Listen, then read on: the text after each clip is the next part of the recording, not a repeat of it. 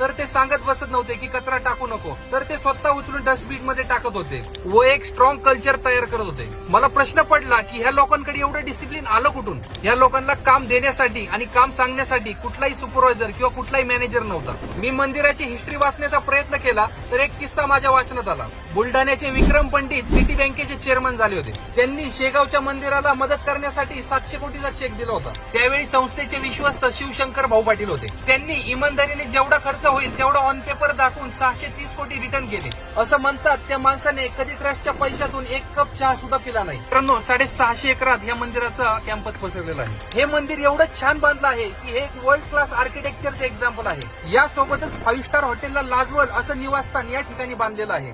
आज रोज लाखो लोक या ठिकाणी महाप्रसादाचा लाभ घेतात आणि या ठिकाणी संपूर्ण भारतातून लोक येतात. आणि फायनान्शियली बघायचं झालं तर विदर्भासारख्या ठिकाणाला हे मंदिर खूप मोठं स्ट्रॉंग फायनान्शियल कॉन्ट्रीब्युशन देतं.